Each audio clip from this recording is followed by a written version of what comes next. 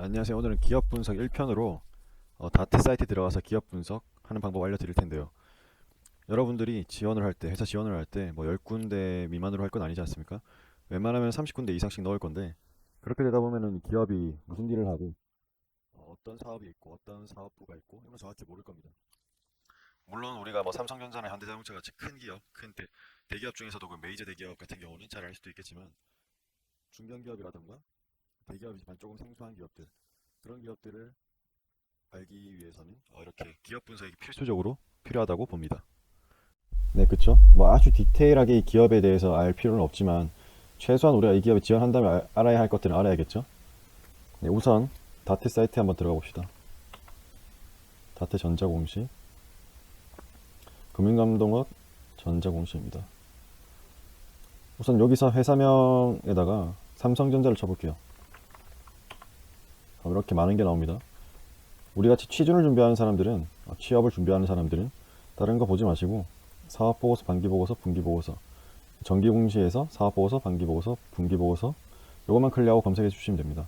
한번 들어가 보겠습니다. 우리가 봐야 될 거는 분기보고서를 키고 여기 있는 사업의 내용을 보셔야 됩니다. 한번 들어가 볼까요? 사업의 내용에 들어가시면 첫 번째로 보이는 게 이 표가 있죠.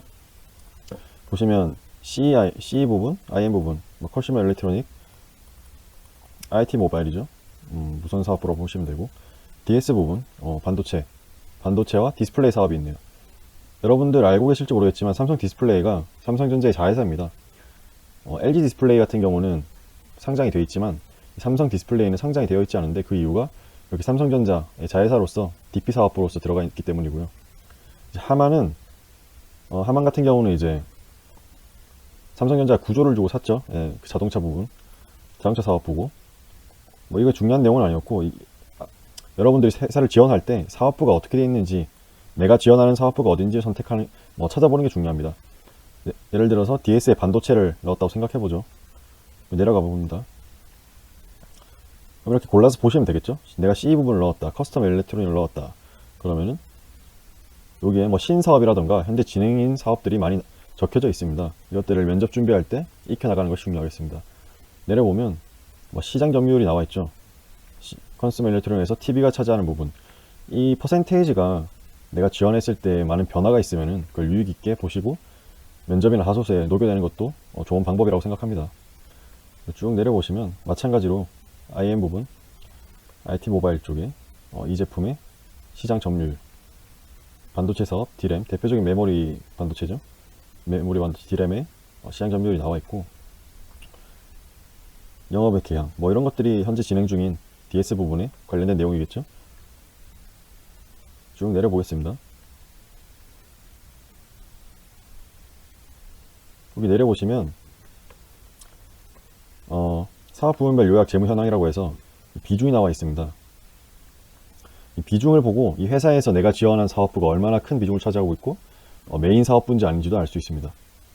마찬가지로 이 표에서 알 수 있는 내용은 매출액과 영업이익, 매출액이 올라가냐 내려가냐, 그리고 영업이익이 올라가냐 내려가냐를 보면서 이 사업부의 미래, 그리고 내가 지원할 때 큰 변화가 있었으면 거기에 대한 내용을 준비해 가시면 좋은 방법이 되겠죠. 그럼 내려보겠습니다. 내려보면 뭐 대표적인 주요 제품들 있고 원재료 나와 있고요. 이 정말 직무마다 필요한 부분들이 다 있을 겁니다. 뭐 해외 영업이라던가 그쪽 부분은 이제 이런 것도 다 중요하겠죠. 주요 매입처, 이런 것이 중요한 직무도 분명히 있을 거고요.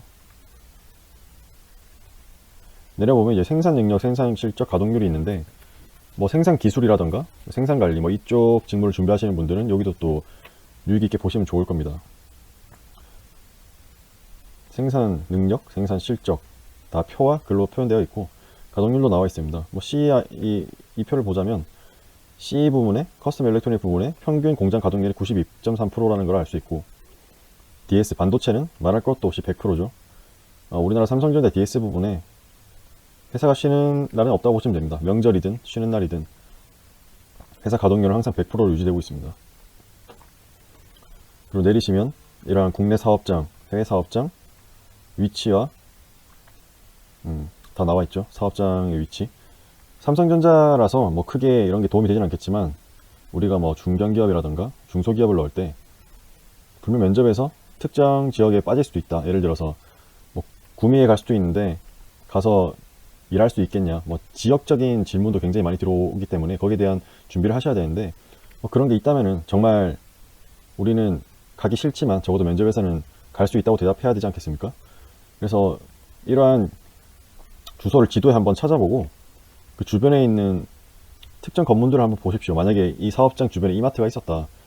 그럼 그 정도만 머리에 기억하고 있다가 뭐 이러한 질문이 들어오면 미리 사전 조사를 했는데 이마트 같은 생활 편의시설도 있었고 나는 그런 데서 일하고 생활하는데 전혀 문제가 없는 사람이다. 뭐 이런 식으로 준비를 해가면은 엄청난 가산점을 받을 수 있겠죠. 그리고 매출도 굉장히 중요한 부분이죠. 그렇기 때문에 여기 다른 걸 볼 필요 없이 사업의 내용에 여러분들이 필요한 기업 분석의 내용들이 다 들어있다고 볼 수 있습니다. 뭐 문과 같은 경우는 이런 것들 다 읽어보면 좋겠죠. 특히 여기 올라오는 분기보고서나 사업보고서나 반기보고서에 잘못된 내용을 적으면은 큰일 나기 때문에 회사에서도 이 보고서를 적을 때 전혀 없는 말을 절대로 여기다가 적지 않습니다. 추가적으로 보시고 싶은 게 있으시면 뭐 재무제표 정도 보시고 손익계산서에서 영업이익과 매출액, 매출총이익 뭐 이런 거 보고 회사가 위험한 회사인지 아닌지도 알 수 있겠죠. 그리고 추가적으로 여기 보면 임원 및 직원 등 현황이 있죠. 여기서 보면 남녀 비율 정도는 알 수 있습니다. 쭉 내려보시면 내가 DS를 썼는데 남자가 몇 명이나 있고 여자가 몇 명이나 있는지 이거 알 수 있죠. 기간제 근로자가 몇 명이고 정직원이 몇 명인지. 뭐 여자분들 같은 경우는 또 이런 걸 보면 좋겠죠. 그래도 비율이 높은 걸 쓰는 게 좋을 테니까요. 네, 1편은 여기서 끝내도록 하겠습니다. 다트 이용해서 면접 준비나 자소서 쓸 때 많이 녹아내시기를 바라겠습니다. 감사합니다.